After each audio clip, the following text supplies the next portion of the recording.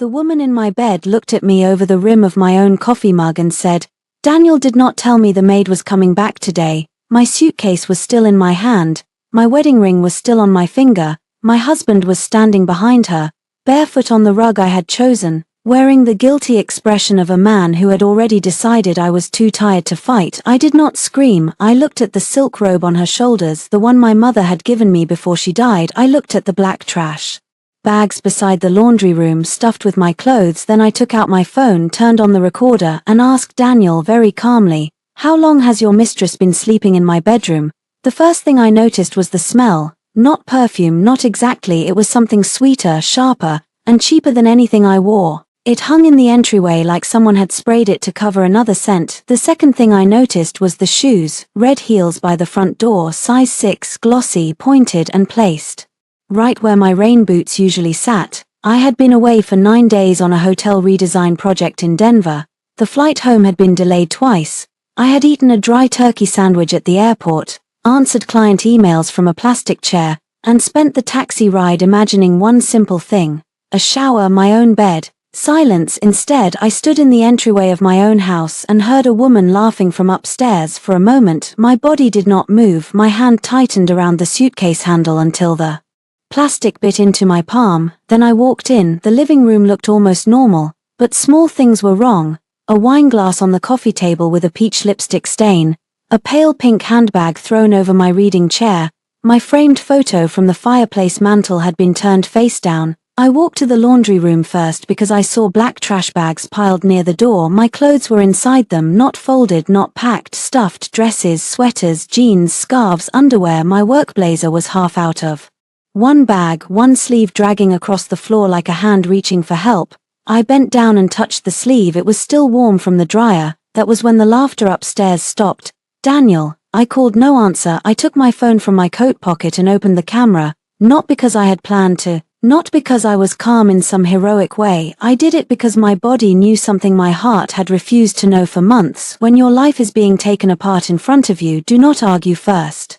Record. I climbed the stairs. The bedroom door was open. Our bedroom door. The king bed was unmade. The white duvet had been kicked to the floor. My jewelry tray was open on the dresser. My hairbrush lay beside a stranger's makeup bag. A lace bra I had never seen before hung over the chair where Daniel used to leave his suit jacket. And in the center of my bed sat Vanessa Cole. I knew her before she spoke. Daniel had introduced her 6 months earlier as a freelance brand consultant. 28, bright smile, quick laugh, always touching someone's arm when she talked. At his company Christmas party, she had called me so supportive in the tone women use when they mean boring. Now she wore my pale blue silk robe, my mother's robe. She lifted my coffee mug, the one with the tiny crack near the handle, and looked at me as if I had interrupted breakfast service. "Daniel did not tell me the maid was coming back today." I heard water shut off in the bathroom. Daniel stepped out with a towel around his waist.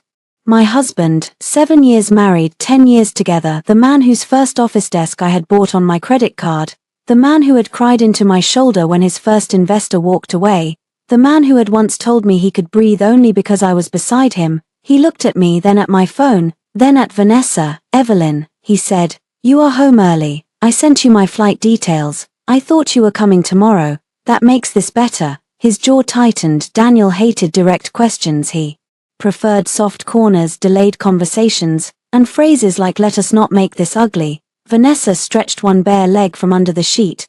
"Daniel, should I give you 2 a minute?" she asked, smiling at me. "Or does she usually stand around like that?" I looked at her again, the robe, the mug, the bed, the easy cruelty in her voice. Then I looked at Daniel.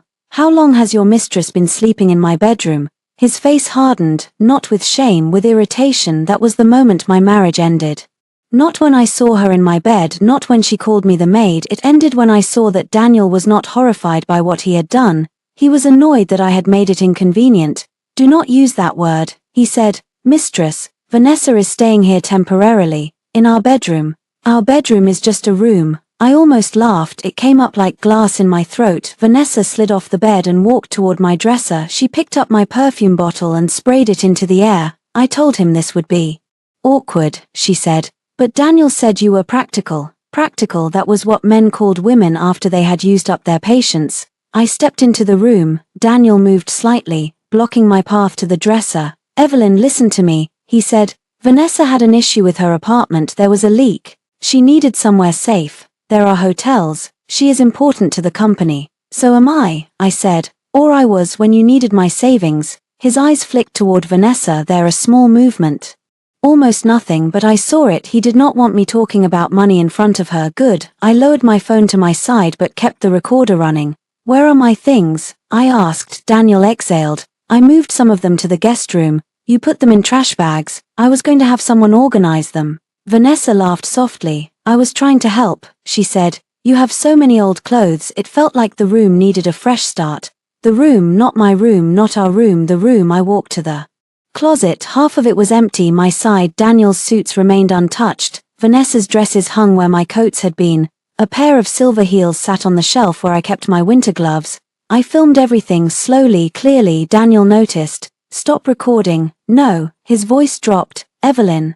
That tone had worked on me for years. The warning tone, the one that said I was embarrassing him, making things worse, being difficult. I used to respond by smoothing the air between us. I used to lower my voice. I used to protect his pride even when he broke my heart. Not that day. I turned the camera toward him. Say it again, I said. Tell me to stop recording while your girlfriend is wearing my dead mother's robe in my bedroom. Vanessa's smile faded for the first time. Daniel stepped forward. You are being dramatic. No, I said. I am being accurate. He rubbed his forehead. You just got back. You are tired. We can talk tomorrow. Where do you expect me to sleep tonight? The guest room is made up. I stared at him. He did not look away. Something inside me went very quiet. The guest room in my own house. While his mistress slept in my bed, Vanessa leaned against my dresser and folded her arms. Honestly, Evelyn, I think space would be healthy. Daniel has been under so much pressure. He needs peace. I looked at her. Then he should have rented you an apartment. Her face sharpened. Maybe he wanted me here, Daniel said. Enough. But he said it to me. I nodded once. That small nod seemed to relax him. He mistook silence for surrender. He always had. I will sleep in the guest room tonight, I said. Daniel looked relieved. Vanessa smiled again. I walked to the bed, picked up my mother's robe from Vanessa's shoulders and pulled it free. She gasped. Excuse me. I did not answer. I held the robe against my chest, then walked into the hall. Daniel followed me. Evelyn, do not make this a war. I stopped at the top of the stairs. You moved another woman into my bedroom, I said. You already did. His mouth tightened. You signed the agreement. I turned slowly. What agreement? For half a second, Daniel's face emptied. Then he covered it. The household arrangement we discussed months ago. The one about flexible use of the property while the company is restructuring. I stared at him. We had discussed no such thing.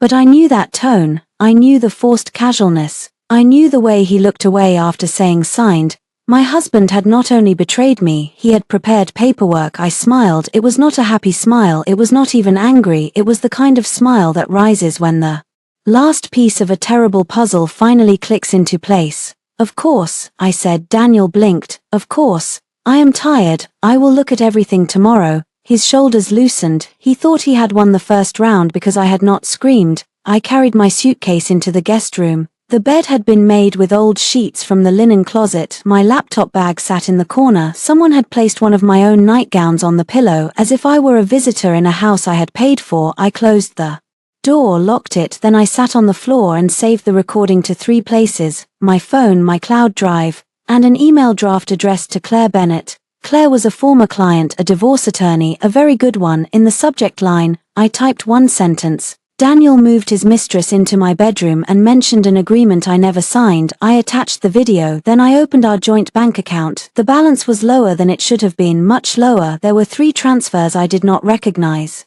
All made while I was in Denver. All sent to a vendor account connected to Daniel's company. My hands started shaking then. Not when I saw Vanessa, not when she called me the maid, but when I realized Daniel had counted on my heartbreak to distract me from the numbers. I downloaded every statement. From the hallway came Vanessa's voice, soft but clear. Do you think she will leave? Daniel answered. No, Evelyn does not leave, she absorbs. I sat very still, then I removed my wedding ring and placed it on the guest room nightstand. No, I whispered, not this time. I slept for 2 hours. Not because I was calm, my body simply shut down. When I opened my eyes, grey morning light was leaking through the guest room blinds. For a few seconds, I did not remember why I was there. Then I heard Vanessa laughing in the kitchen. She had a bright, careless laugh, the kind designed to travel. I sat up. My wedding ring was still on the nightstand. I did not put it back on. Instead, I took a shower in the guest bathroom, dressed in the same black trousers I had worn on the flight, and opened my laptop. Claire had replied at 5:42 a.m. Do not confront him further about documents. Preserve all recordings, photograph property displacement, pull bank records, call me at 8. Claire never wasted words. At 7:58 I sat on the guest bed with my notebook open. At 8:00 I called. She answered on the first ring. Evelyn, are you safe? The question nearly broke me. Not are you okay, not what happened. Safe, that told me enough about how my situation looked from the outside. I am physically safe, I said. Emotionally no, financially I am not sure. Good distinction. Claire said, do you have access to your accounts? Yes. Joint and personal. My personal, yes. Joint, yes. Change passwords on personal accounts immediately. Do not empty joint accounts without legal strategy, but download everything. Do you own the house jointly? The title is in both names, but the down payment came mostly from my premarital savings. I have the wire records. Good. Do you have a prenup? No. Did you sign any agreement about household occupancy, company restructuring, or property use? No. Then his comment matters. I looked at the closed door. Claire, he said I signed it, like he expected me to believe that. Then we need to assume a document exists with your name on it. A cold pressure settled behind my ribs. I never signed anything. I believe you, but fraud on paper still creates damage until challenged. From downstairs came the sound of cabinet doors opening. Vanessa said, where does she keep the good coffee? Daniel murmured something I could not hear. Claire said, Evelyn, I am here. Do not fight over the bedroom, not yet. My throat tightened. She is wearing my robe. I know, let her. What? Let her behave badly. Let him continue making mistakes. If there is fraud, if he has used marital property improperly, if he has moved a third party into the home to pressure you out, we need evidence. Anger helps him. Documentation helps you. I closed my eyes. Let the woman sleep in my bed, let her use my mug, let her laugh in my kitchen until the police came for him. The thought was so sharp it scared me. I can do that, I said. Can you? Claire asked. I looked at my ring on the nightstand. Yes. Good. Now start with the house. Photograph everything, your clothes in bags, her belongings in the primary bedroom, any damaged property, any documents moved. Keep conversations written when possible. If he pressures you to sign anything, tell him you need independent review. He will hate that. He already betrayed you. His comfort is no longer your project. I wrote that down. His comfort is no longer your project. After the call, I changed my personal bank password, email password, cloud password, and the security system password. Then I opened the app for the cameras I had installed 2 years earlier after a package theft on our street. The doorbell camera worked, the driveway camera worked, the hallway camera had been disabled, the living room camera had been turned toward the wall, but the upstairs landing camera still held motion clips from the past week. I watched Daniel carry a garment rack into our bedroom. I watched Vanessa arrive with 2 suitcases. I watched my clothes being dragged out in black trash bags.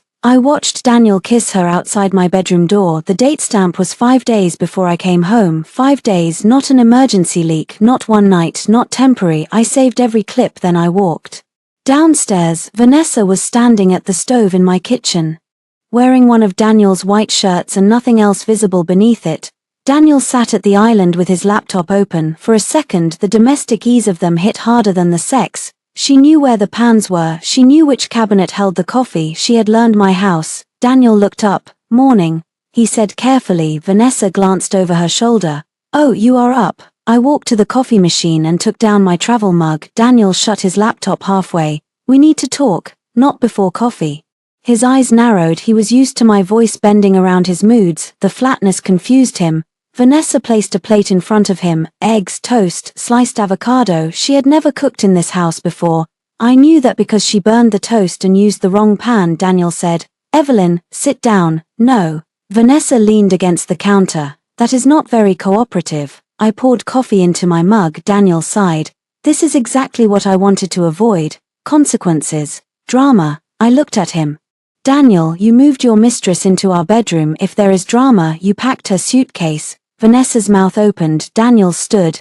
Do not insult her. The words landed like a slap, not because he defended her, because he had never defended me with that much force. when his mother criticized my career. He told me to let it go when his friends joked that I was his silent investor. He laughed when clients assumed I was his assistant at company events. He let the mistake sit, but Vanessa looked uncomfortable for 1 second and he became a shield. I took a sip of coffee. Interesting. What does that mean? He asked. It means I finally understand your reflexes. His face flushed. I am trying to handle this respectfully. No, I said, you are trying to make betrayal look like logistics. Vanessa laughed under her breath. I turned to her. Do not get too comfortable. Her smile returned. I already am. I can see that. Daniel stepped between us again. Evelyn, Vanessa is staying until her apartment situation is resolved. Send me the landlord report. What? The report about the leak, the hotel denial, the insurance claim, any proof that this emergency required her to move into my bedroom. Vanessa looked away. Daniel's jaw worked. I do not owe you documentation for helping someone. You do if you used our marital home, he repeated. Exactly, mine too. Yes, I said, which means your misconduct is well documented. His eyes flicked to my phone on the counter. Are you recording again? Should I be? He stepped closer. Evelyn, I am warning you, if you try to twist this, I will show people what you have become. There it was, the threat beneath the silk. What have I become? I asked. Unstable. Vanessa lowered her eyes with fake sadness. Daniel told me you had been struggling. I almost smiled. They had rehearsed this. Poor Daniel, difficult wife, fragile wife, jealous wife, unstable wife. A woman breaks when another woman wears her robe, then the man points to the broken pieces and says, see, but I did not break. I placed my mug in the sink. Put that in writing, I said. Daniel blinked. If you believe I am unstable, put your concerns in writing. Email me, be specific. His face changed. Men like Daniel loved vague accusations. They hated records. I walked toward the laundry room. Vanessa called after me. Your things are already packed. I stopped, then I opened every trash bag and photographed the contents, one by one. Black cashmere coat, purchased before marriage. Blue dress, worn to Daniel's first investor dinner. Mother's scarf, silk, hand-stitched, professional portfolio samples. Bent at the corners at the bottom of the third bag. I found a folder, my folder, the one I kept in the bedroom cabinet with copies of the house purchase records, insurance papers, and my mother's probate documents. It had been opened, several pages were missing. I took a photo of the folder exactly where I found it, then I carried it to the guest room, shut the door, and called Claire again. Documents were moved, I said. What is missing? Copies of my wire transfer for the down payment, the schedule of premarital assets, maybe more. Do you have originals elsewhere? Yes, safe deposit box. Good, do not tell him that. I was not planning to. Anything else? I looked at the bank alert on my phone. Another transfer had just been attempted from the joint account. This one failed only because the bank flagged it. I opened the alert. Amount $48,000. Recipient Hartandvale Strategic Branding, Daniel's company. I forwarded it to Claire. Her voice changed when she saw it. Evelyn, she said, we are going to the bank today. Downstairs, Vanessa laughed again. This time it did not hurt the same way. This time it sounded like evidence. Daniel's mother called at noon. I knew before answering that he had spoken to her. Margaret Hart never called me in the middle of a weekday unless she wanted something wrapped in concern. Evelyn, she said, drawing out my name like she was already disappointed. Daniel tells me you came home upset. I looked at the folder on the guest bed. Did he? He said there has been a misunderstanding. That is one word for it. Margaret sighed. Marriage requires maturity. I almost laughed. In Margaret's world, maturity meant swallowing whatever Daniel did and thanking him for not making it worse. She had raised him like a prince and then acted surprised when he wanted a throne in every room. What did Daniel tell you? I asked. He told me Vanessa is staying temporarily because of an apartment issue. He also told me you were unkind to her. She called me the maid while sitting in my bed. A pause, then Margaret said, well, I am sure she was nervous. Of course, the mistress was nervous. The wife was difficult. Margaret, why are you calling? We are having dinner tonight. You, Daniel, Vanessa, and me, we will talk like adults. No, the word came out so easily I almost did not recognize my own voice. Another pause, colder this time. No, I am not having dinner with my husband's mistress. You will make things worse if you refuse. Worse than her sleeping in my bedroom. Margaret lowered her voice. Evelyn, be careful. A woman who humiliates her husband in public often regrets it in private. There it was, the Hart family motto, protect the man, blame the woman, call it wisdom. I said, send me the time. She sounded satisfied, not realizing I had not agreed for the reason she thought. 7. Daniel will pick the restaurant. No, I said, come. Here, to the house. Yes, if we are discussing who belongs in my home, we can do it in my home. Margaret hesitated, then she said, fine. After we hung up I texted Claire, family dinner at house tonight. Margaret attending, Vanessa too, likely pressure campaign, recording legal. Claire replied within minutes, state law allows one-party consent. You may record conversations you are part of, do not provoke, let them speak, let them speak. That became my plan. By 6:30 Vanessa had transformed the dining room, my dining room. She had set out the good plates from our wedding registry. The crystal glasses I used only on holidays, the linen napkins my mother had embroidered with my initials before the cancer moved to her bones. E.H. Vanessa folded one and placed it under her own fork. I stood in the doorway. She looked up. Oh good, you are here. Daniel said you usually handle the table settings. I improvised. You used my mother's linens. Her smile turned delicate. They were in the drawer. So was my underwear. You packed that too. Her cheeks flushed. Daniel entered behind her. Evelyn. I looked at him. Yes. Can we get through one evening without hostility? That depends. Is your girlfriend going to call me staff again? Vanessa put a hand to her chest. It was a joke. Funny, I did not laugh. Daniel's face tightened. The doorbell rang. Margaret arrived in a cream coat, pearls at her throat, and judgment already burning in her eyes. She kissed Daniel's cheek. She touched Vanessa's arm warmly. Then she looked at me. You look tired. I am. You should have rested instead of creating tension. I opened the recording app on my phone and placed it face down on the sideboard. Then I smiled. Dinner is ready. It was not ready. I had not cooked. Vanessa had ordered from Daniel's favorite Italian place and transferred everything into serving dishes as if the steam itself were proof of domestic skill. We sat, Daniel at the head of the table, Margaret to his right, Vanessa to his left, me at the far end, in the seat where guests usually sat. The symbolism was so obvious it almost felt staged. Maybe it was. Margaret lifted her wine glass. To peace in this family. I did not lift mine. Vanessa did. Daniel drank. Margaret began softly. That was her method. She always laid velvet over the blade. Evelyn, you and Daniel have had a long marriage. 7 years.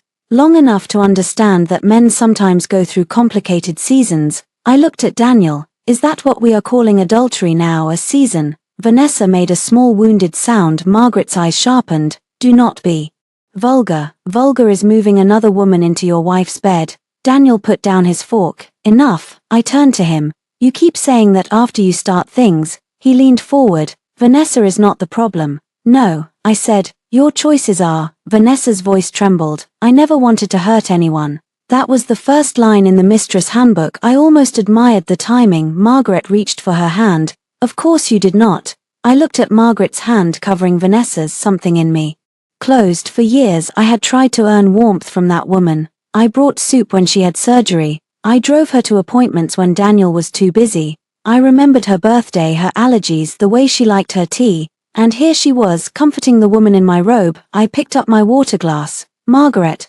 did Daniel tell you Vanessa moved my clothes into trash bags? He said the room needed rearranging. Did he tell you she called me the maid? She apologized, I assume. Vanessa looked down. Daniel said, Evelyn, stop interrogating everyone. Did he tell you he mentioned an agreement I never signed? Margaret froze. Daniel's head snapped toward me. Vanessa stared at her plate. There it was again, the paper nobody wanted to discuss. I kept my voice calm. What agreement, Daniel? His smile was thin. This is not the time. Why not? You brought your mother here to discuss my behavior. Let us discuss yours, Margaret said. Evelyn, legal documents are between husband and wife. Interesting. A moment ago, my marriage was a family concern. Daniel pushed back his chair. I said enough. The sound echoed. For the first time I saw something like fear under his anger. Good. Vanessa recovered first. She leaned back and looked at me with a slow smile. You know what your problem is, Evelyn? I looked at her. I am sure you will tell me. You think marriage is about history, what you did years ago, what you paid for, what you sacrificed. She touched Daniel's sleeve. But men do not stay out of gratitude. Margaret did not stop her. Daniel did not stop her. Vanessa tilted her head. Maybe if you had made this house feel less like a museum and more like a home, Daniel would not have needed comfort somewhere else. The room went silent. I looked at the embroidered napkin beside her plate, my initials, my mother's thread. My husband's mistress using it to wipe her mouth. I stood. Daniel's eyes flashed. Sit down. I did not. I walked to the sideboard and picked up my phone. Then I returned to the table, took my wedding ring from my pocket and placed it beside Daniel's plate. Margaret inhaled sharply. Vanessa's smile faltered. Daniel stared at the ring. What is this? He asked. Clarity. Do not be childish. I am not. I am being practical. His mouth tightened at the word. I looked at Margaret. You said marriage requires maturity. I agree, so I will handle this like an adult. I turned to Vanessa. You can sleep in my bedroom tonight. Her eyes narrowed, suspicious. Daniel said, Evelyn. No, really, I said. Stay, get comfortable, use the robe, use the mugs, use the linens, keep pretending that being allowed into a stolen room means you have one. Vanessa went pale. I looked back at Daniel. And you keep pretending I am too weak to do anything about it. Margaret stood. Are you threatening my son? No, I said. I am documenting him. Daniel lunged for my phone. I stepped back. The movement was small, but Mrs. Lawson, my neighbor, chose that exact moment to knock on the glass patio door. All four of us turned. She stood outside holding a covered dish, her gray hair pinned back, her expression uncertain. I opened the door. Sorry dear, she said. I saw your lights and thought I would return your casserole dish. Then her eyes moved past me to the table, to Daniel, to Vanessa, to my ring beside his plate. Mrs. Lawson's expression changed. She had lived next door for 12 years. She had watched Daniel and me move in. She had brought cookies the week my mother died. She had seen Vanessa arrive with suitcases. Neighbors knew more than husbands thought they did. Bad time? She asked softly. No, I said. Perfect time. Daniel's face darkened. Vanessa looked down. Margaret clutched her pearls. I took the casserole dish from Mrs. Lawson and said, loud enough for everyone to hear, Thank you, I may need to ask you later about what you saw this week. Mrs. Lawson looked at the table again, then she nodded. Anything you need, Evelyn. When I closed the door, Daniel was standing. You are making a mistake, he said. I picked up my ring from beside his plate. No, I said, I made the mistake years ago. This is the correction. That night, Vanessa slept in my bedroom again, but before she turned off the light, I saved the dinner recording, labeled it family pressure and admission of occupancy, and sent it to Claire. Then I opened my notebook and wrote 3 names, Daniel, Vanessa, Margaret. Underneath, I wrote one sentence, let them speak until they bury themselves. Claire's office was on the 15th floor of a building with clean windows and quiet elevators. I had designed the reception area 4 years earlier. Warm wood, brass lamps, soft grey chairs. At the time, Daniel had joked that divorce lawyers should have darker furniture. Now I sat in that room with a folder in my lap and wondered if some part of me had known. Claire came out herself. She wore a navy suit, no jewelry except a watch, and the expression of a woman who had seen too many people mistake betrayal for confusion. Come in, she said. Her office door closed behind us with a soft click. I placed everything on her desk, bank statements, screenshots, photos of trash bags, security clips, the dinner recording, the folder with missing documents, the attempted transfer alert. Claire did not react dramatically. She sorted, labeled, and took notes. That steadiness helped more than sympathy. When she reached the recording from the bedroom, she paused at Daniel's voice. You signed the agreement. Claire looked up. He said this before you mentioned documents. Yes, and later at dinner he avoided explaining it. Yes, she wrote something. Then she opened her laptop and pulled up a document portal. I requested preliminary copies from the lender connected to Hartandvale's recent credit line. How? You signed a limited authorization for me this morning. I blinked. I did. Claire turned the screen toward me. This is what proper authorization looks like. Clear purpose, date, scope, your verified signature. Remember it. On the screen was a scanned document. Then she opened another file. My stomach turned before I understood why. It was a personal guarantee, borrower, Hartandvale strategic branding, guarantors, Daniel Hart and Evelyn Hart, collateral references, marital property, shared liquid assets, future receivables. At the bottom was my name, Evelyn Marie Hart. The signature looked like mine from a distance, but I had not signed it. The E was too narrow, the H too sharp, the spacing wrong. Whoever had copied me had practiced from a sample, but not enough. Claire watched my face. That is not my signature. I said, I know. My voice sounded far away. He used my name. Yes. For his company debt. Yes. Can he do that? Legally no, practically he may already have done damage. I gripped the arms of the chair. How much? The line appears to be up to $350,000. I could not breathe for a second. Daniel had once panicked over a $12,000 vendor bill. I had transferred money from my personal savings to cover it because he cried in the kitchen and said he could not fail again. Now he had signed my name to 6 figures of debt and moved his mistress into my bedroom. Claire pushed a glass of water toward me. Drink. I did. The water tasted metallic. What happens now? I asked. We move carefully. First, we notify the bank that you dispute the signature. Second, we retain a forensic document examiner if needed. Third, we prepare for divorce and asset protection. Fourth, we gather enough evidence for a police report. Police, I repeated. Claire's gaze did not soften. Forgery and financial fraud are crimes. I thought of Daniel upstairs telling Vanessa I. Absorbed, I thought of Margaret saying a woman who humiliates her husband regrets it. I thought of the robe. Good, I said. Claire studied me. Good, he wanted me in the guest room, I said. He can explain that to someone with a badge. For the first time that morning, Claire almost smiled. Not yet. If we go too early, he may claim misunderstanding. We need the chain, missing documents, unauthorized transfers, forged guarantee, pressure to sign occupancy agreement. Third party moved into the marital home. Possible attempt to force you out. He tried to get me to sign something last night.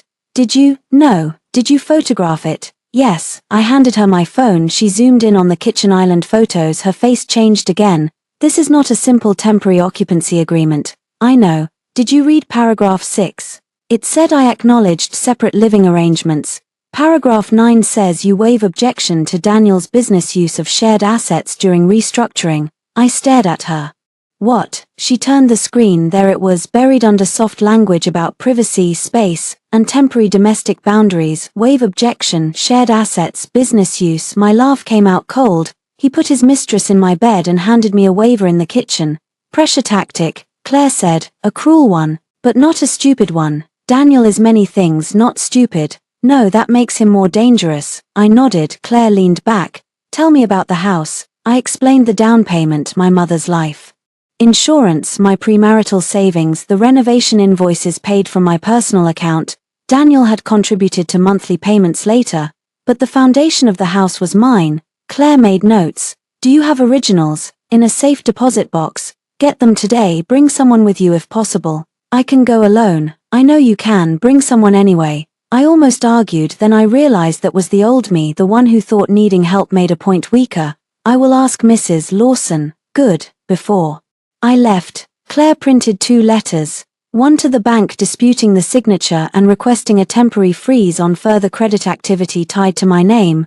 One to Daniel, not yet sent, informing him that all future legal and financial matters should go through counsel. I held the second letter in my hand. It felt heavier than paper. Once he gets this, everything changes, I said. Claire nodded. Yes, he will be furious. Yes, Vanessa will play victim. Probably, Margaret will say I ruined him. Claire's eyes sharpened. Evelyn, listen to me. Men like Daniel rely on private pressure. Mothers like Margaret rely on shame. Women like Vanessa rely on performance. You are not fighting them with emotion. You are moving the conflict into systems where records matter. I folded the letter. Banks, courts, police. Exactly. On the way home I stopped at the bank. Mrs. Lawson came with me. She did not ask many questions. She simply put on a blue cardigan, grabbed her purse and said, I never liked how he spoke. Over you. At the bank I opened the safe deposit box. The originals were still there, my mother's probate documents, wire transfer receipts, insurance payout records, closing statements, renovation invoices, emails from contractors addressed to me. I touched the folder and felt, for the first time in 2 days, something under the grief ground. Daniel had moved another woman into my bedroom, but the house had a memory longer than his arrogance. The walls knew who paid for them, the floor knew whose knees had rested on it while choosing tile samples at midnight. The kitchen knew whose hands had signed the contractor checks, paper knew too. I made certified copies of everything. Then I asked the bank manager to sit with me. Her name was Patricia. She had kind eyes and a careful voice. When she pulled up the joint account, her eyebrows moved slightly. I need to ask whether you authorized these transfers. She said, no. And this attempted transfer? No. Are you disputing access? I am disputing any use of my personal authorization and requesting alerts on all activity. She nodded. We can add enhanced verification. We can also freeze certain outgoing transfers pending review. Do it. There may be consequences if your husband relies on this account for business cash flow. I looked at her. That is no longer my emergency. She typed. A few minutes later Daniel called. I let it ring. He called again, then texted, "What did you do to the account?" I stared at the message, then another came. "Evelyn, answer me then. Do not start a financial war you do not understand." I screenshot all three and forwarded them to Claire. Mrs. Lawson glanced at my phone. "Is that him?" "Yes. Do you need to answer?" "No." She smiled faintly. "Good girl." When I returned home, Daniel's car was in the driveway. Vanessa's red heels were again by the door. I walked in holding certified copies of the documents he thought he had taken from me. Daniel stood in the foyer. His face was pale with anger. "What did you do?" he demanded. "I took off my coat. I protected my accounts, our accounts. My authorization." Vanessa appeared on the stairs wearing leggings and one of my sweaters. "Daniel, what is happening?" He did not answer her. He stepped closer to me. "You went to the bank?" "Yes." "You had no right." That was when I finally laughed. It was quiet, but it stopped him. "No right," I said. "Daniel, you forged my signature." Vanessa froze. Daniel's eyes went flat. "Be very careful." "I am." I lifted my phone slightly. "Are you?" For the first time since I came home, Daniel had nothing to say. Daniel did not deny it. That frightened me more than denial would have. A man who denies is still trying to persuade. A man who threatens knows persuasion is no longer enough. For the next 2 days, the house became a stage where everyone pretended not to know the script had changed. Vanessa stayed in the primary bedroom. Daniel slept there too, though I doubted either of them slept well. I remained in the guest room with a chair wedged under the doorknob at night, not because I believed Daniel would hurt me, but because I had finally stopped trusting the version of him I had loved. Every morning, I photographed the hallway. Every evening, I backed up the security clips. Vanessa made it easy. She posted a photo on Instagram from my bedroom mirror, wearing my cream sweater and holding a glass of wine. Caption, "New beginnings feel like home." I saved it. She posted another from my kitchen. Caption, "Some women build a house, others make it warm." I saved that too. On the third morning, she posted a video panning across the bedroom window, the antique lamp, the blue rug, and my side of the closet filled with her clothes. Caption, "Finally sleeping where I belong." I sent it to Claire. Claire replied, "Do not respond. This is useful." Useful, that word became my shield. When Vanessa hummed in my kitchen, useful. When Daniel ignored me and made coffee for her, useful. When Margaret texted me articles about forgiving marital mistakes, useful. When Vanessa left her makeup on my dresser and her hair in my shower drain, useful. Every insult became a brick in the wall I was building. On Thursday, I went to the property management office. Our neighborhood had a private gate and a small office near the entrance. Daniel used to complain about the fees. I had insisted on the security package after a break-in 2 streets over. Now the cameras he mocked were about to help me. The property manager, Keith, looked uncomfortable when I sat across from him. "Mrs. Hart," he said, "how can I help? I need entry logs for my address from the past 2 weeks. He hesitated. "That may require both homeowners to approve." I placed my driver's license on his desk, then a copy of the property deed, then Claire's letter requesting preservation of records. Keith read it twice. His posture changed. "Is there a legal issue?" "Yes." "Are you in danger?" The question followed me everywhere now. "I am documenting unauthorized occupancy and financial misconduct." He nodded slowly. "I saw the moving van," he said. I kept my face still. "What moving van?" He looked toward the door, then back at me. "Last week, small white box truck MS Cole signed at the gate as a guest of Mr. Hart. They brought in luggage, clothing racks, boxes." "How many visits?" He clicked into the system. 3 Tuesday, Wednesday, Friday. 3 Not one emergency suitcase, not a leak. Not temporary shelter, a move. "Can you print those?" With the legal preservation request, yes. He printed the logs, gate entries, vehicle plate, guest name, Daniel's approval code, timestamps. Then he said, "There is camera footage at the north gate. It stores for 30 days. I need it preserved. I will flag it. Thank you." He looked genuinely sorry. "For what it is worth," he said. "I thought it was strange. I have seen you here for years. You always handled the contractor passes." "I know." He slid the printed logs across the desk. The paper felt like a small victory. On my way back, Mrs. Lawson waved from her porch. I crossed the yard. She was pruning roses in gardening gloves and a straw hat. "You look like you are going somewhere with purpose," she said. "I am trying. That counts." I showed her Vanessa's Instagram posts. Mrs. Lawson's lips pressed together. She is not subtle. No, I saw Daniel carry your clothes out. My chest tightened. You did, 2 black bags at first, then more. I thought maybe you were renovating closets, but then I saw her. She nodded toward the house. That girl walked in like she had bought the place. Would you be willing to write down what you saw? Yes, no. Hesitation. I swallowed. Thank you. Mrs. Lawson took off one glove and touched my arm. Evelyn, I heard her call you the maid through the open window that first night. My face burned, not from shame, from the intimacy of being witnessed in humiliation. I am sorry, she said. I looked away. I am not the one who should be embarrassed. No, she said, you are not. That afternoon Daniel tried a different approach. He came to the guest room door and knocked softly. Evelyn, I was sorting documents on the bed. What? Can we talk without lawyers and banks for 5 minutes? I opened the door but did not let him in. He looked tired, handsome still, in the polished way that had once fooled clients and me. His shirt sleeves were rolled up. His hair was damp from the shower in my bathroom. Behind him, Vanessa's music played from the bedroom. I know this has been painful, he said.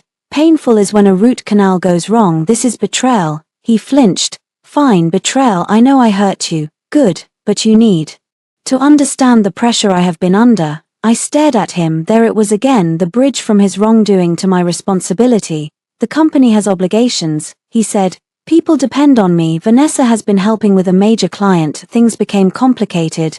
You moved complicated into my bed. He closed his eyes briefly. I did not plan for it to happen like this. How did you plan for it to happen? He did not answer. I leaned against the doorframe. Did you plan for me to come home? After the paperwork was done, after the account was drained. After I signed away objection to your company using shared assets. His face hardened. You are listening to Claire too much. She is easier to trust than a man who forged my signature. Keep your voice down. Why is Vanessa resting? His eyes flashed. You are turning into someone ugly. I nodded slowly. I think I am turning into someone inconvenient. He stepped closer.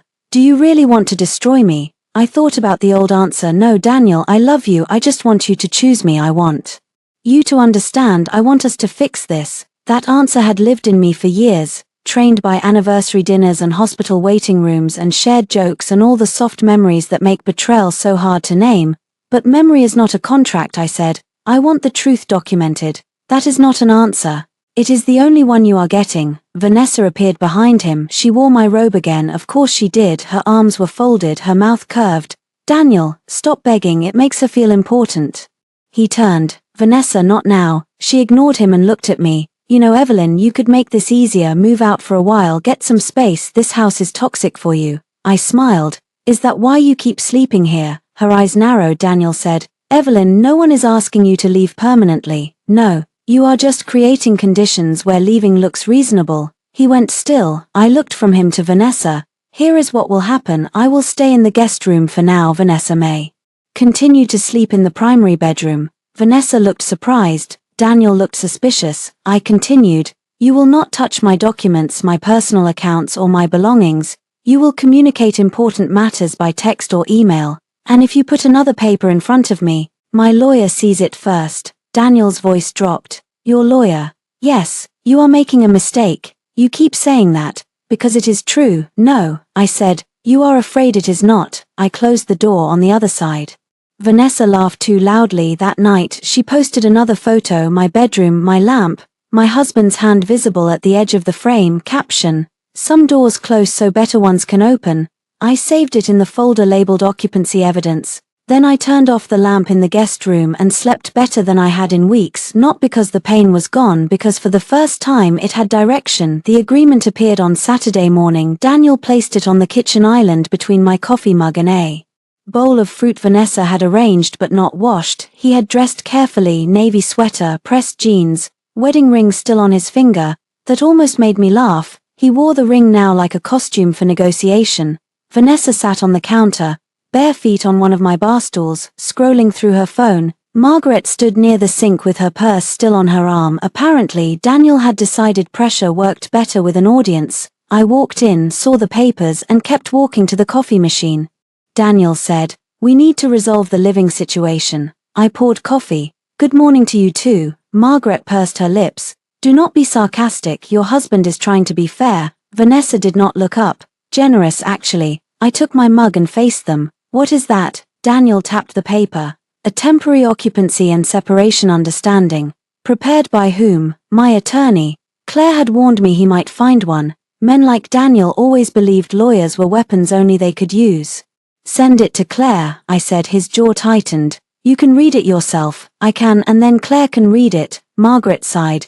This is exactly the problem. Outsiders do not belong in a marriage. I looked at Vanessa. Vanessa smiled. I looked back at Margaret. Apparently they belong in bedrooms.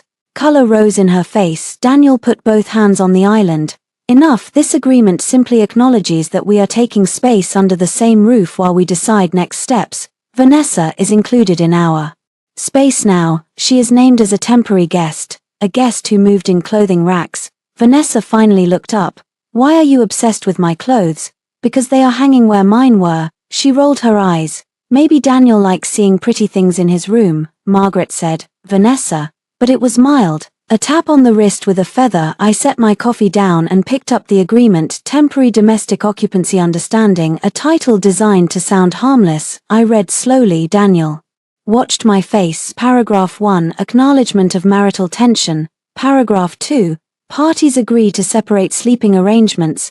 Paragraph 3, Evelyn Hart voluntarily occupies guest bedroom. Voluntarily. I almost smiled. Paragraph 4. Vanessa Cole permitted temporary occupancy as guest related to business needs. Paragraph 5. Both spouses agree not to interfere with professional operations of Hart and Vale. Paragraph 6. Evelyn Hart acknowledges emotional distress and agrees to refrain from disruptive conduct toward Daniel Hart, Vanessa Cole, or Hart and Vale clients. There it was. The Unstable Wife Foundation. Paragraph 9.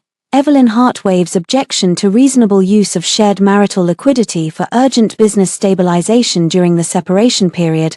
I looked up. Daniel's eyes were fixed on me. What is reasonable marital liquidity? I asked. He exhaled. Evelyn, what amount? It depends. On what? How much you need to cover the debt you put my forged signature on, Margaret gasped. Vanessa looked at Daniel. He smiled tightly. Again with that accusation. Again with that crime. His hand slapped the island. The sound cracked through the kitchen. I did not flinch. Margaret did. Vanessa did too, though she tried to hide it. Daniel leaned in.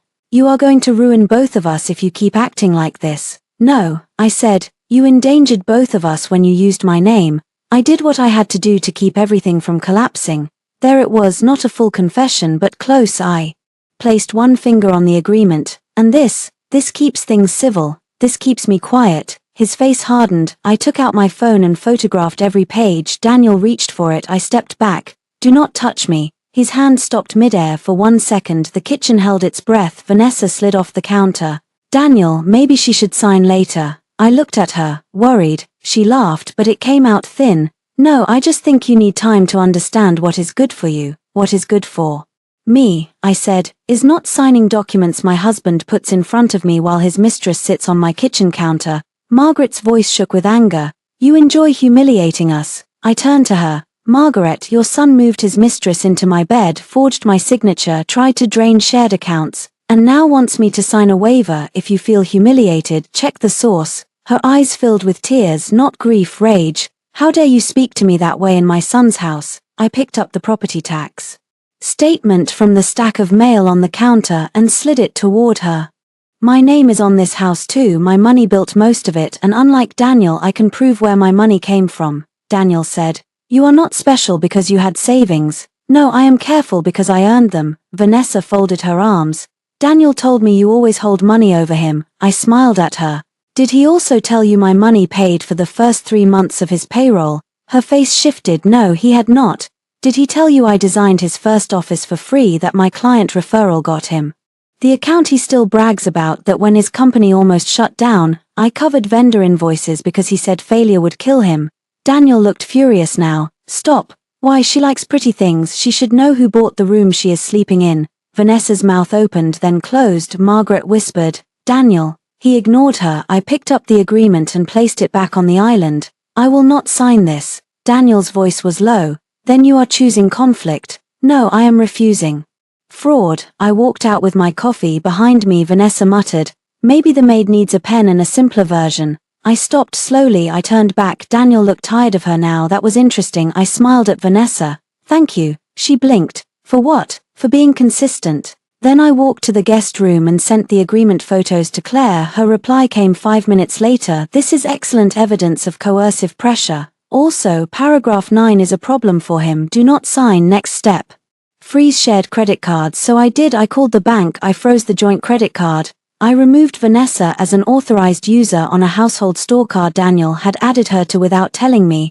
I requested written verification of all recent card activity. At 2:17 p.m. my phone rang. Daniel. I ignored it. At 2:18 Vanessa texted from an unknown number. Did you cancel the card? I am at lunch with clients. This is humiliating. I looked at the message, then I replied with one sentence. You are welcome to use your own money. 3 dots appeared, disappeared, appeared again. Then, Daniel said you were not petty. I smiled. He was wrong about many things. That evening, Daniel came home late. Vanessa had spent the afternoon in the bedroom with the door shut. No music, no laughter. The first crack in her fantasy had appeared at a restaurant table when the card declined. Small maybe, but every collapse begins with one sound. Sometimes it is a shout, sometimes it is a door slam, sometimes it is a waiter saying, I am sorry.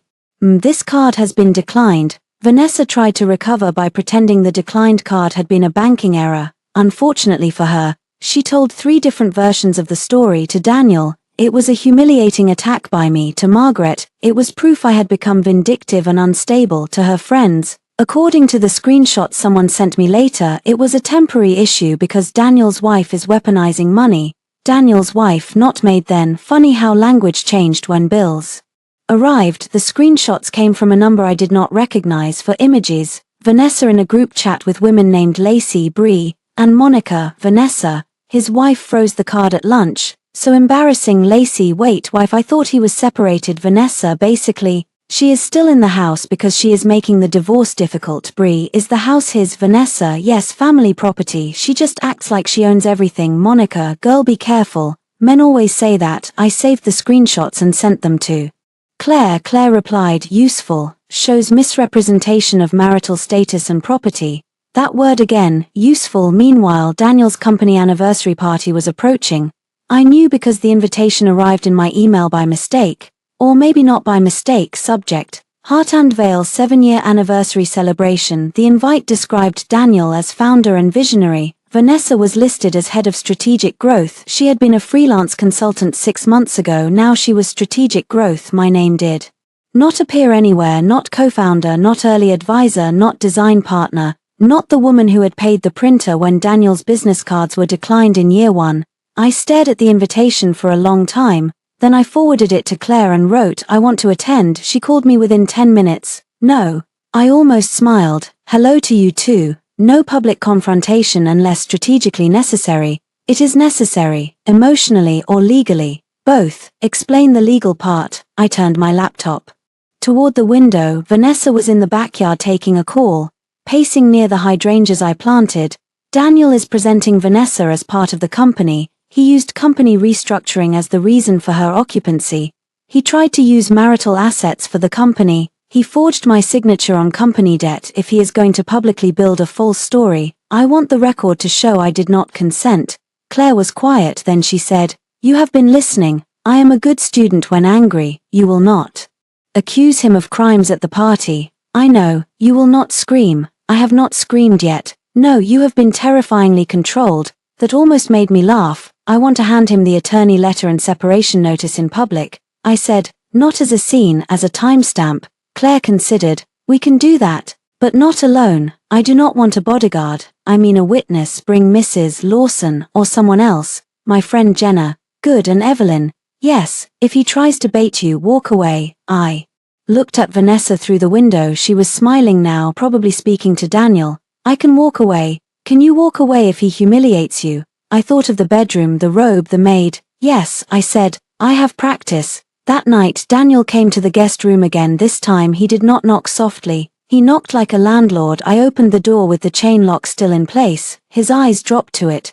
Really? Yes. We need to talk about the credit cards. No, we do not. You embarrassed Vanessa in front of clients. Vanessa is not my dependent. She was using a household card. She is not part of my household. His face darkened. You are being intentionally cruel. That was rich. I leaned against the door. You put my clothes in trash bags. I told you I did not do that to hurt you. No, you did it because my hurt did not matter. He looked away. For a second I saw fatigue, maybe guilt, maybe only frustration that I would not return to my assigned role. Evelyn, he said quieter.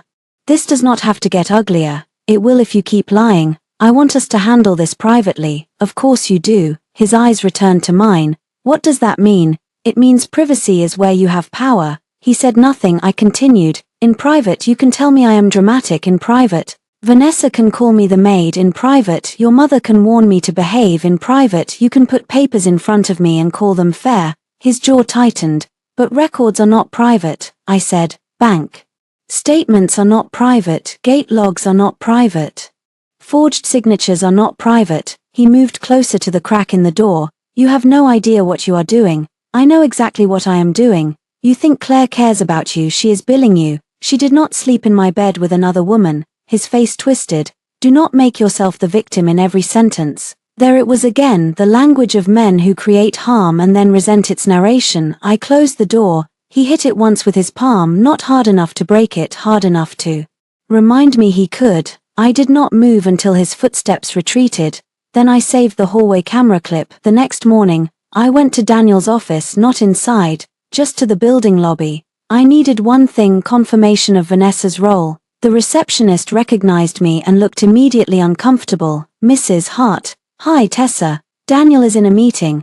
I am not here for Daniel. Her eyes flicked toward the glass doors. Vanessa walked through them at that moment, carrying a tablet and wearing a white blazer. She stopped when she saw me. The lobby air changed. Evelyn, she said, this is a workplace. Then behave professionally. Tessa looked down at her keyboard. Vanessa smiled tightly.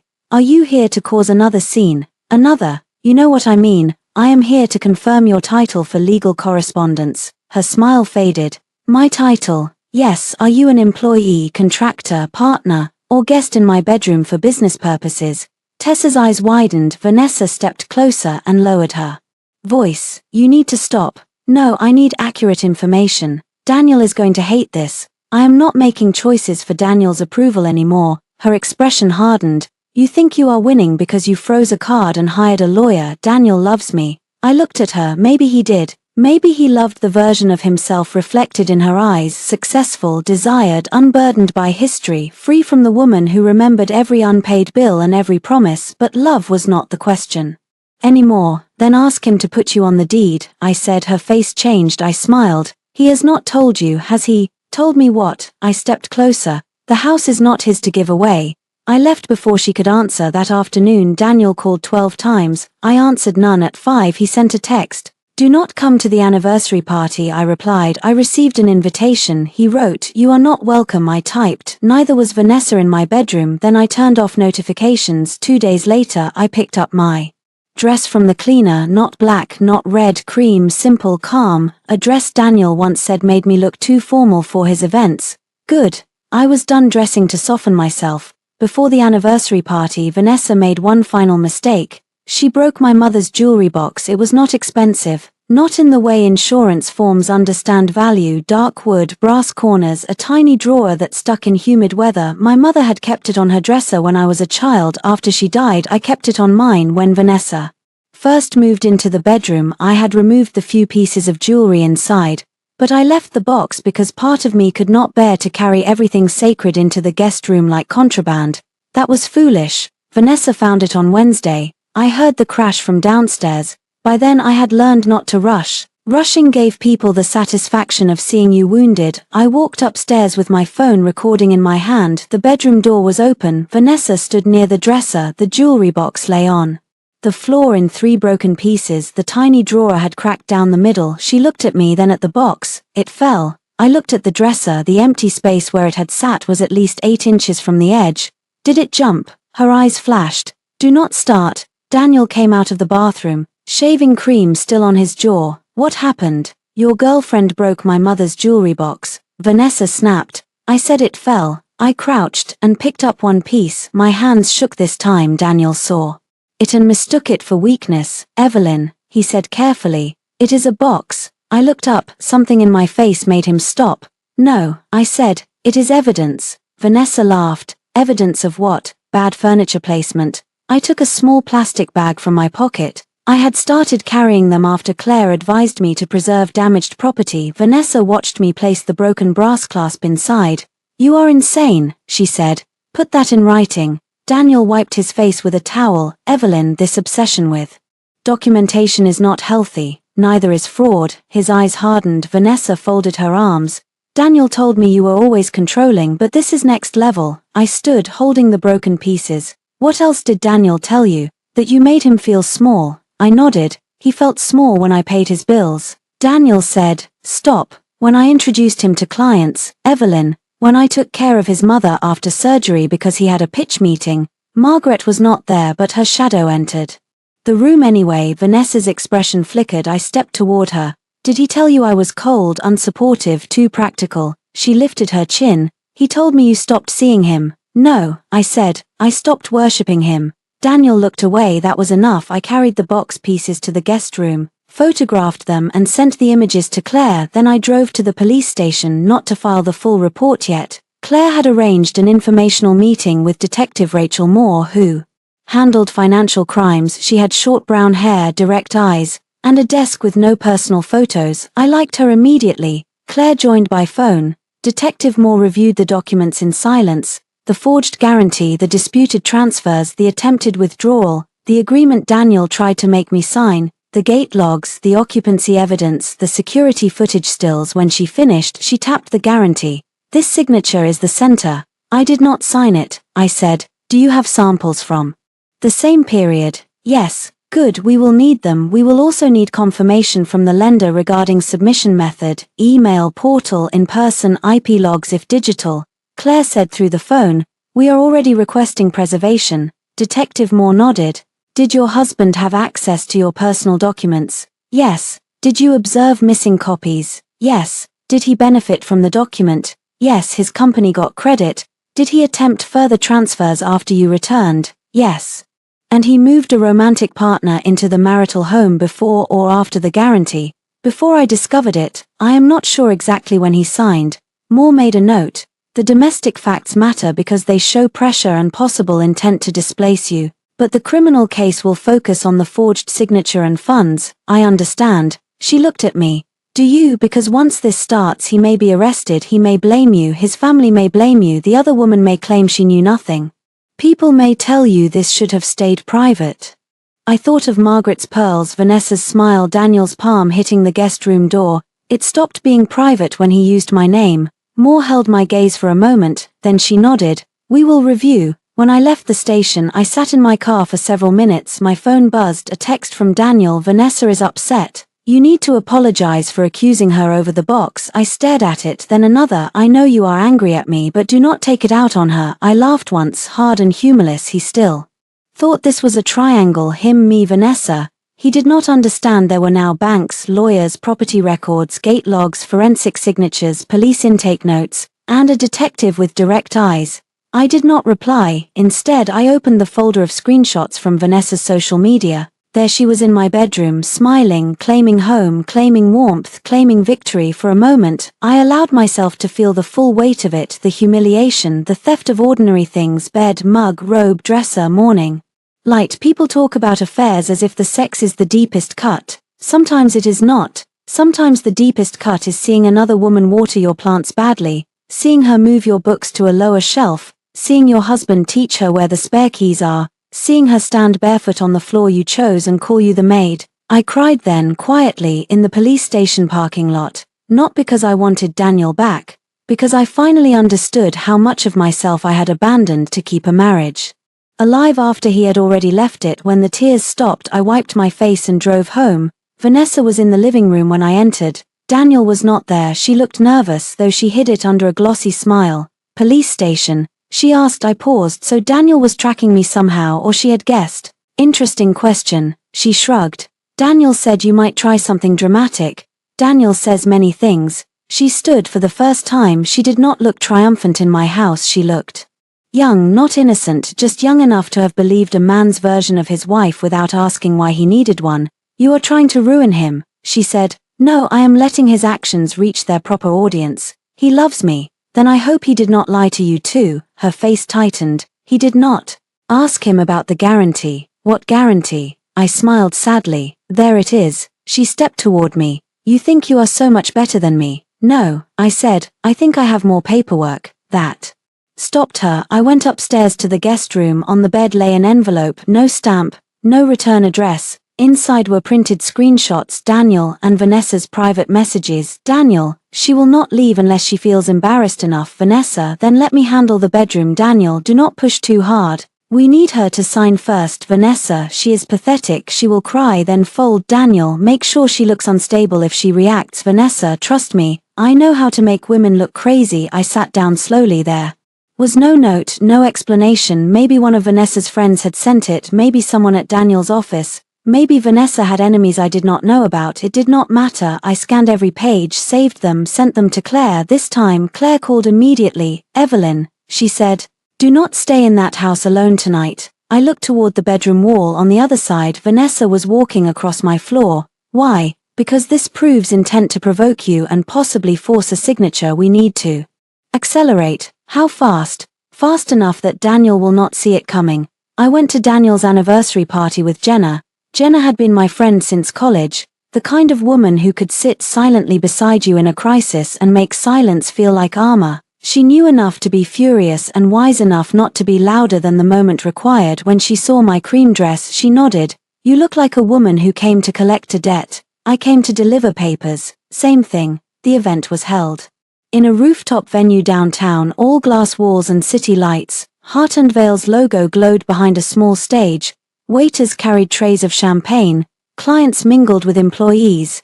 Everyone looked polished in the expensive, temporary way of corporate celebrations.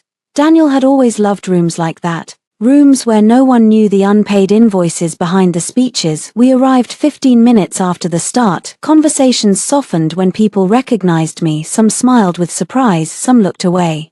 Quickly, news travels in offices faster than legal notices. Vanessa saw me first. She stood near Daniel by the stage in a silver dress, one hand resting lightly on his arm. Her smile froze. Daniel turned. For 1 second, the old reflex moved through me, the desire to read his face, to know if he was angry, afraid, pleased, ashamed. Then it passed. His feelings were no longer instructions. He crossed the room quickly. What are you doing here? He said under his breath. I received an invitation. I told you not to come. Yes, I considered the source. Jenna stood beside me, calm and silent. Daniel glanced at her. This is a private company event. Is it because my disputed guarantee helped fund it? His face went pale, then red. Do not, he said. I am not here to make a speech. Then leave, in a minute. Vanessa joined us, smile restored but brittle. Evelyn, she said, this is embarrassing. For whom? For you. Jenna made a soft sound that might have been a laugh. Vanessa's eyes flicked to her. Daniel said, not here. I opened my clutch and took out an envelope. His gaze dropped to it. What is that? Legal correspondence. He did not take it. I held it out. Daniel Hart. This letter informs you that I am represented by Claire Bennett in matters involving marital separation, disputed financial authorization, property use, and related claims. All further communication about those matters should go through counsel. His jaw clenched. People nearby had started watching, not openly. Corporate people rarely stare openly. They angle their bodies, lower their glasses, and pretend to study the skyline. Daniel took the envelope. Vanessa whispered, Daniel, just ignore her. I turned to her. And Vanessa Cole, you will receive separate notice regarding preservation of communications and property access records. Her face changed completely. What? Do not delete messages. I have no idea what you are talking about. I am sure that will be your official position. Daniel stepped between us. You are threatening my employee. Your employee? I asked. Vanessa looked at him. That word had landed wrong. Employee sounded smaller than partner, smaller than future wife, smaller than the woman in the bedroom. Daniel realized it too late. I mean, the event coordinator tapped the microphone near the stage. Ladies and gentlemen, if we could have your attention. Daniel closed his eyes briefly. He had to go on stage. For years, I had watched him transform under lights, shoulders back, smile warm, voice confident. Daniel was never more convincing than when speaking to people who did not know him. He walked to the stage. Vanessa followed him and stood near the front. I remained near the bar with Jenna. Daniel began the speech. 7 years ago, Heart and Veil was just an idea, a risky one. There were people who believed in it when belief was all we had. I almost laughed. He did not look at me. Tonight is about growth. he continued, about the future, about the people who stand with us when the next chapter demands courage. His eyes moved to Vanessa. She smiled up at him. I saw the announcement before.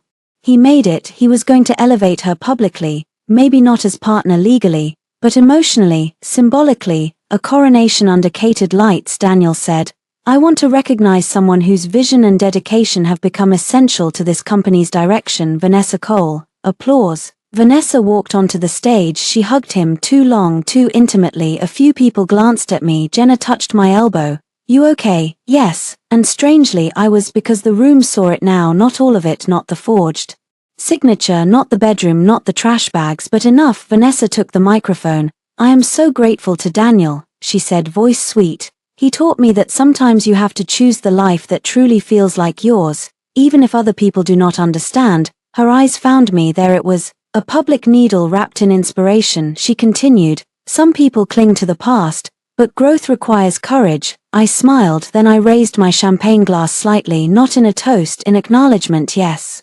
Vanessa, keep speaking. Daniel saw the gesture. His expression flickered. Vanessa finished to applause that was less enthusiastic than she expected.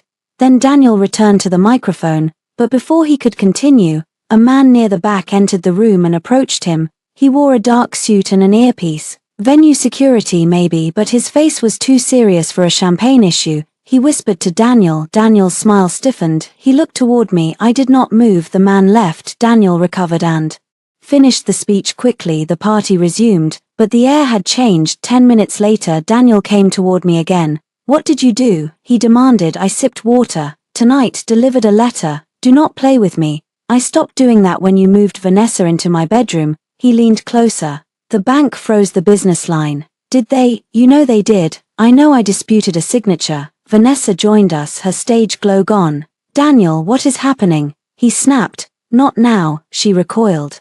Jenna watched silently. I saw then that Vanessa had never seen Daniel under real pressure. She knew the charming man, the wounded man, the man who needed comfort. She did not know the man who turned fear into blame. I knew him well. Daniel lowered his voice. Fix it. No, Evelyn, no. You can tell them it was a misunderstanding. It was not. You can say you authorized it verbally. I did not. His hand tightened around the envelope. If this company goes down, people lose jobs, then you should not have built their paychecks on my forged name. His eyes burned. You loved me once. The sentence hit somewhere old. I let it, then I answered from somewhere new. Yes, and you used that too. He flinched. Vanessa whispered. Daniel, forged what? He did not look at her. That told her enough. The first true fear crossed her face. Daniel's phone rang. He glanced at the screen and went rigid. I did not know who it was, but I saw the effect. He answered and walked away. Vanessa stared after him then.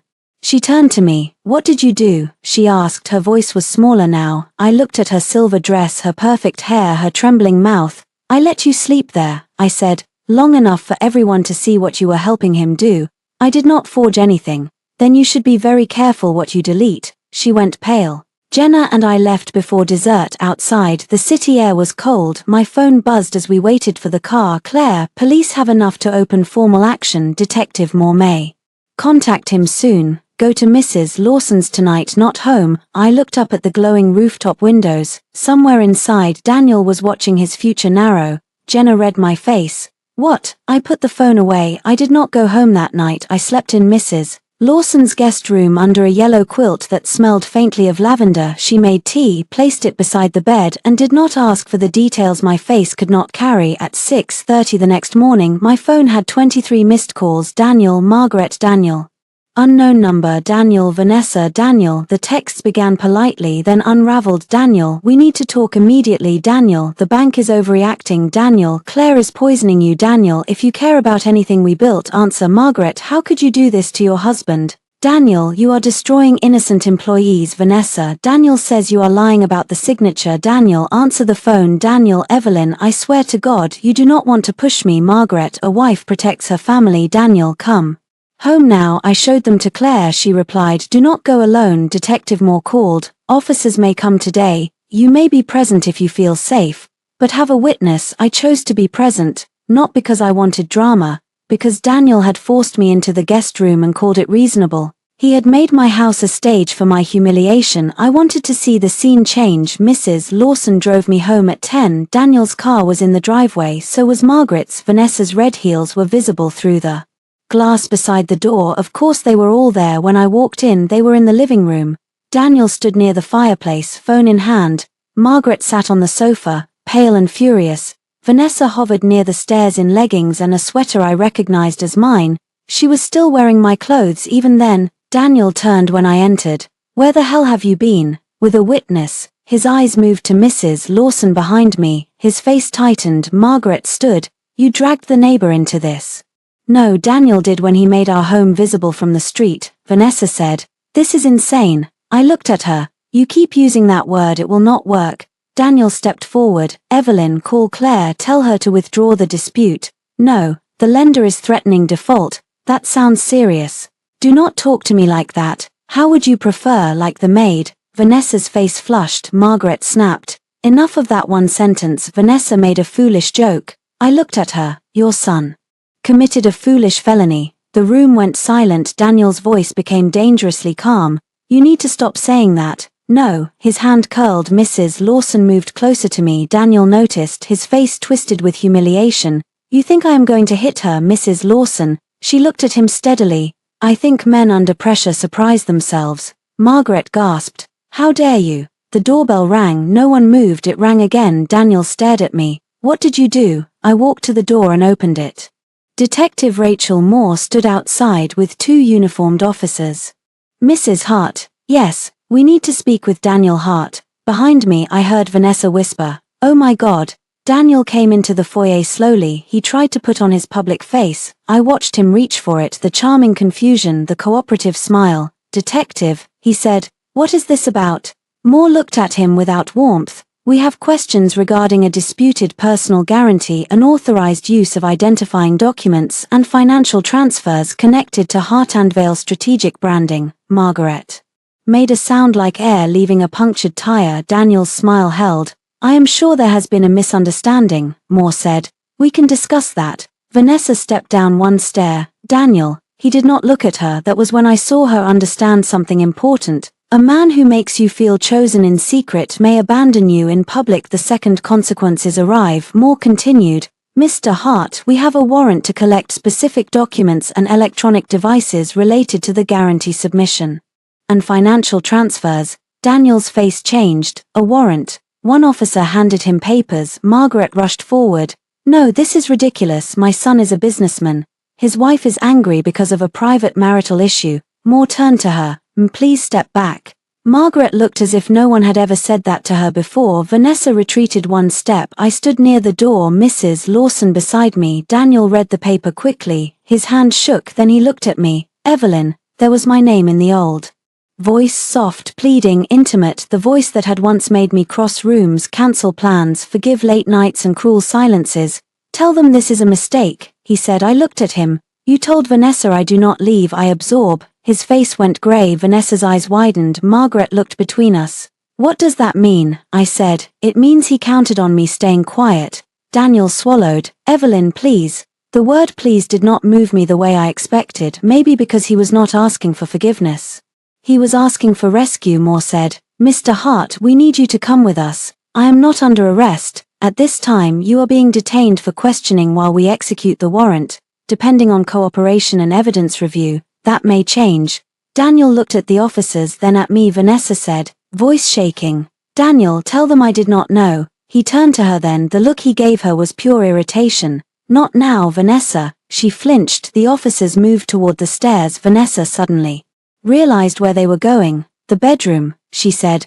"Why do they need the bedroom?" Moore answered. "We are preserving evidence related to property access, document storage, and occupancy." Vanessa looked down at herself, at my sweater, at the stairs leading to my room. For the first time since I had come home, she looked ashamed, not morally, practically. She had imagined herself as the new woman in a romantic drama. Instead, she was standing in another woman's house while police photographed her suitcase. Margaret began crying. "This is your fault," she said to me. "You did this." I turned to her. "No, I reported it." Daniel's laptop was on the dining table, his phone in his hand, another tablet in his briefcase. The officers collected them. Daniel protested. Moore remained calm. Vanessa sat on the stairs and hugged herself. A uniformed officer asked her to identify which belongings were hers. She whispered, "The suitcases, the clothes in the closet." "My closet," I said. She looked at me. Nothing clever came out. Daniel was allowed to put on shoes, not the polished brown ones he wore to client meetings,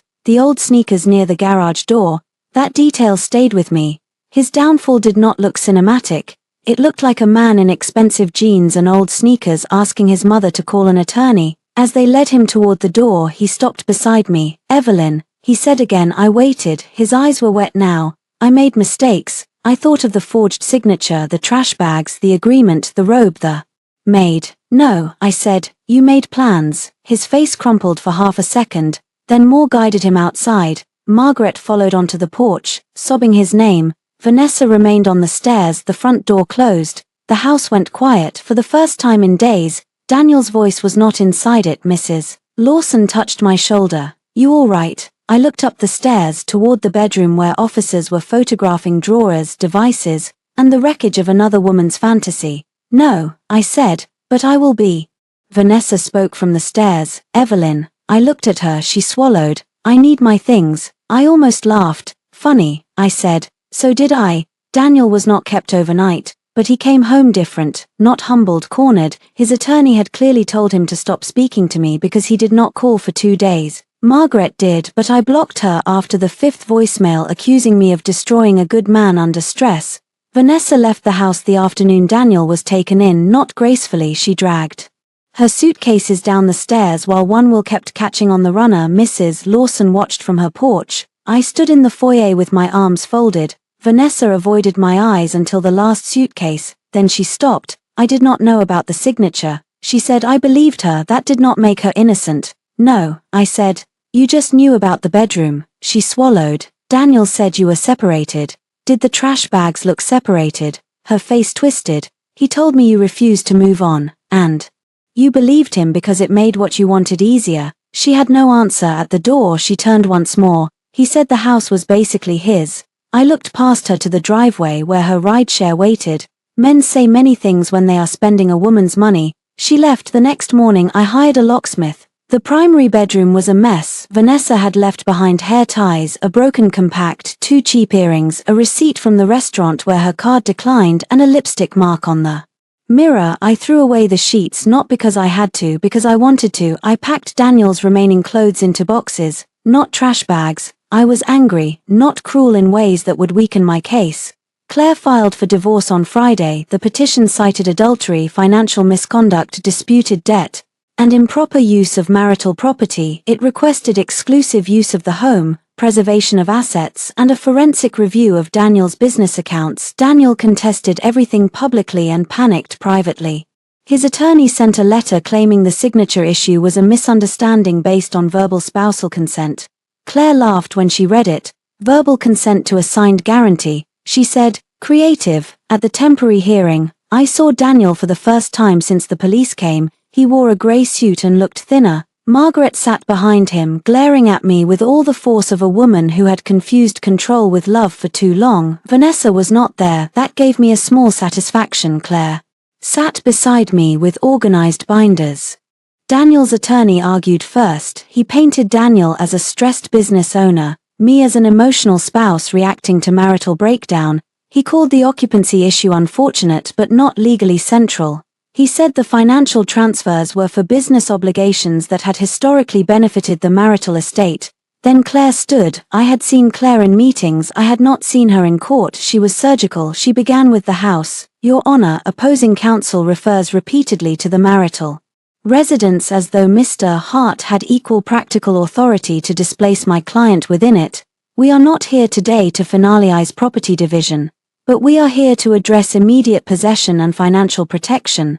The evidence shows that Mrs. Hart contributed the majority of the down payment from premarital funds, paid significant renovation costs from separate assets, and maintained the household security and property records. She submitted the wire transfers, the closing statement, the renovation invoices. Margaret leaned toward Daniel and whispered angrily. Claire continued. Mr. Hart moved a romantic partner into the primary bedroom while Mrs. Hart was out of state for work.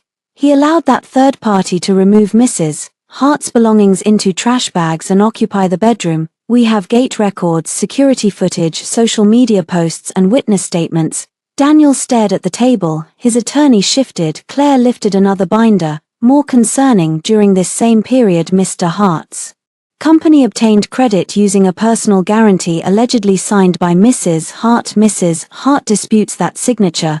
We have provided known signature samples and bank alerts showing subsequent attempted transfers from joint assets to the business. The judge looked at Daniel's attorney. Is there an ongoing investigation? Claire answered, Yes, Your Honor. Detective Moore has opened a financial crimes inquiry. The room changed. Courts have their own weather. That sentence lowered the temperature. Daniel's attorney stood. No charges have been filed. Claire nodded. Correct, which is why we are not asking this court to make criminal findings. We are asking for temporary safeguards while the facts are reviewed.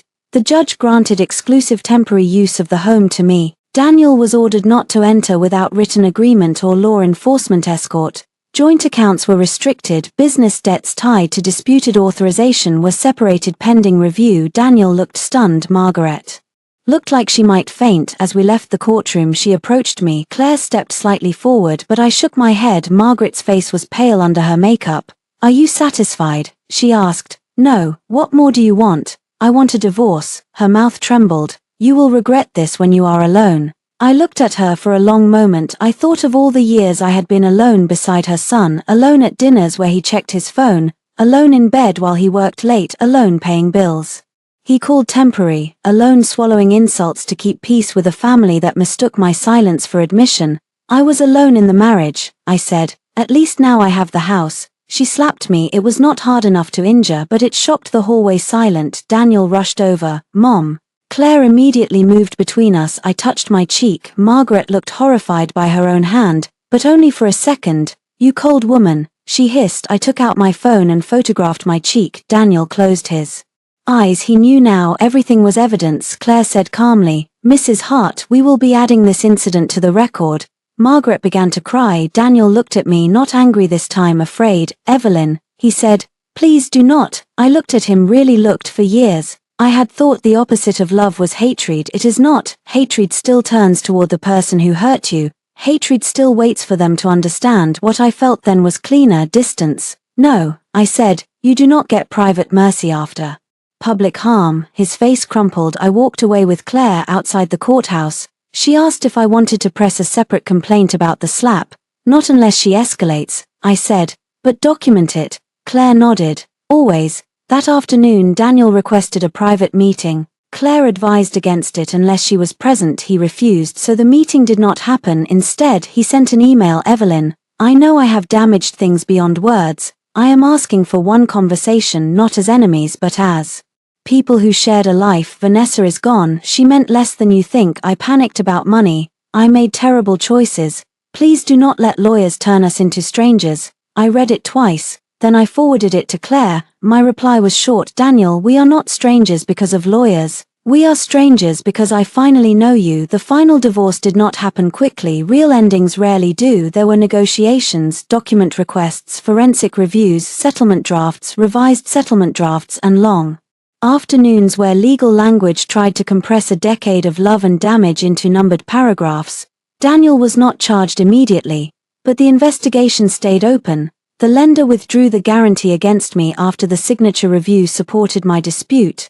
Hart and Vale lost its credit line. 2 clients left after rumors became facts. Daniel sold part of the company to cover debts and legal costs. Margaret moved from rage to bargaining. Her emails came through Daniel's attorney after I blocked her everywhere else. She wanted family mediation. She wanted healing. She wanted me to think of Daniel's future. She never once wrote, I am sorry he did this to you. Vanessa disappeared for a while, then resurfaced online with softer hair, a new job title, and captions about surviving narcissistic relationships. I almost admired the speed of her reinvention. Almost. Daniel tried remorse, at first through emails, then flowers. I refused, then a handwritten letter left with his attorney. Claire handed it to me. Unopened. You do not have to read it. I know. I read it anyway, not because I owed him, because I wanted to see whether he had finally understood. Evelyn, I walk through every memory now and see where I failed you. You were there when no one else was. I mistook your strength for something I could lean on forever. Vanessa was an escape from the shame I felt around you, not because you shamed me but because you remembered who I was when I was failing. I hated needing you. I hated that you knew the truth. I wanted to feel new, admired, uncomplicated. That does not excuse anything. I know that. I know I broke our home. I know I used your trust. I know I crossed lines I may never repair. If there is any part of you that can meet me once, I will spend the rest of my life making this right. I set the letter down. There it was, the closest he had come to honesty. Still, even in confession, he scented his shame. I hated needing you. I wanted to feel new. I will spend my life making this right. His life, his need, his repair. I folded the letter and placed it in the file with the others. At the final settlement conference, Daniel looked older. He had lost weight. His suit hung differently. His wedding ring was gone. Mine had been gone since the first night. The agreement gave me the house, with a structured offset for Daniel's smaller marital share after separate contributions were credited. My liability for his business debts was removed. The disputed funds transferred from joint accounts were accounted for in the settlement. He agreed to indemnify me against claims tied to Hart and Vale's credit line. He also agreed not to contact me except through counsel for remaining legal matters. No apology clause, no emotional footnote, just terms. That was enough. When the judge finalized the divorce, Daniel turned to me outside the courtroom. Claire stayed close but did not interrupt. Evelyn, he said. I stopped. He looked like a man searching a burned house for one unbroken cup. I know you do not owe me anything. You are right. He swallowed. Was there ever a moment I could have stopped this? I thought about it. The easy answer was yes, before Vanessa, before the forgery, before the trash bags, before the agreement, but the truest answer was older. You could have stopped it every time you chose pride over honesty. I said, you just did not know I was keeping count. His eyes filled. I did love you. I believed him. That was the tragedy. I know, I said, but you loved yourself more when it mattered. He looked down. Can you forgive me someday? I looked past him to the courthouse doors, to the bright afternoon beyond them. Forgiveness had become another thing people wanted from me because it made them feel clean. I hope I stop carrying you. I said, that is all I can promise. Then I walked away. The first thing I did after the divorce was change the locks again. Not because Daniel had keys. He had surrendered them months earlier. Because I wanted the sound. The locksmith removed the old hardware from the front door while I stood in the hallway. The house was quiet. No perfume in the air. No strange heels by the door. No laughter from upstairs. The primary bedroom was empty except for the bed frame. I had thrown away the mattress. I sold the dresser. I donated the chair. I took down the curtains Vanessa had posed beside and replaced them with plain linen ones that let in more light. For weeks after she left, I had avoided that room. I slept in the guest room by choice, as if the primary bedroom were a crime scene. Then one Saturday, I painted it, not blue, not cream, soft white. It took all day. I wore old jeans and tied my hair up. Mrs. Lawson brought sandwiches. Jenna came by with music and a bottle of sparkling lemonade. We painted over every mark, every scuff near the closet, every scrape by the dresser, every invisible stain my mind had placed on the walls. At sunset, I stood barefoot in the center of the room and looked around. It did not feel like the old bedroom. Good. I did not want the old bedroom. I wanted a room that belonged to the woman who survived it. My design work returned slowly. Then all at once, a former client referred me to a boutique hotel renovation, then another to a restaurant group. I reopened my studio under my maiden name, Evelyn Moore Interiors. Not Hart, never again Hart. My first office was small, with brick walls and too much afternoon sun. I bought second-hand desks and painted the door green. On opening day, Jenna brought flowers. Mrs. Lawson sent lemon bars. Claire sent a card that said, "Build rooms no one can take from you." I framed it. Months later, I ran into Vanessa, not dramatically, not in a courtroom, not at a party, at a coffee shop. She saw me first and almost turned around. Then pride stopped her. She looked different, less polished, more careful. "Evelyn," she said. "Vanessa." An awkward silence. Then she said, "I heard Daniel sold the company. Part of it. He told me it was because of the investigation. It was because of his choices." She looked down. I was stupid. I did not comfort her. She waited, maybe for me to say she was young, manipulated, lied to. All of that might have been partly true. None of it erased her hand on my dresser. "You were cruel," I said. Her eyes lifted. The word landed harder than stupid. Stupid can be forgiven as confusion. Cruel requires ownership. She nodded once. "I am sorry." I studied her face. Maybe she meant it. Maybe she needed to believe she did. I said, Do not build your life in another woman's room again. Her mouth trembled. I will not. I left with my coffee, no victory music played, no one clapped. But outside, the air felt clean. A year after the night I found her in my bed, I hosted dinner in my house. Not a family dinner with knives under napkins. A real one. Jenna, Claire, Mrs. Lawson, 2 clients who had become friends, and my cousin Mara. We ate pasta at the table where Margaret once told me to be mature. We drank wine from the glasses Vanessa had used, not because I had forgotten, but because objects do not get to keep the power people misused through them. After dessert, Mrs. Lawson raised her glass. To Evelyn, she said, who did not burn the house down. Jenna grinned, even though she had cause. Claire added, and instead preserved evidence. We laughed. I looked around the table. For years, I had mistaken endurance for love. I had believed that if I could absorb enough disappointment, enough pressure, enough quiet humiliation, I could keep a life from cracking. But a life built on one woman's silence is not peace, it is a locked room, and I had found the key. Later that night, after everyone left, I walked upstairs. The primary bedroom glowed softly in the lamplight. New sheets, new dresser, my mother's repaired jewelry box on the table. The brass clasp still showed a scar where it had broken. I liked the scar, it told the truth without asking for pity. I opened the drawer and took out my old wedding ring. For a long time I had kept it as evidence, then as a relic, then as a question. Now it was only metal. The next morning I took it to a jeweler and had it melted down into a small pendant, shaped like a key, not because I wanted to remember Daniel, because I wanted to remember the door I opened for myself. The jeweler asked if it was for a special occasion. I thought of Vanessa in my bed, Daniel in the doorway, Margaret at the table, the police on the porch, the judge signing my name back to me, the locksmith turning the new key in the front door. Yes, I said, it is for coming home. That evening I stood in my bedroom, held the pendant in my palm and looked at the bed, my room, my house, my life. No one was laughing downstairs, no one was calling me the maid, no one was asking me to sign away my own safety to protect a man's pride. My phone buzzed once, an unknown number. For a moment, I thought it might be Daniel. It was not. It was a message from a new client. We love your portfolio. Are you available for a consultation next week? I smiled, then I typed back, yes, I am available, and for the first time in years that word felt like freedom.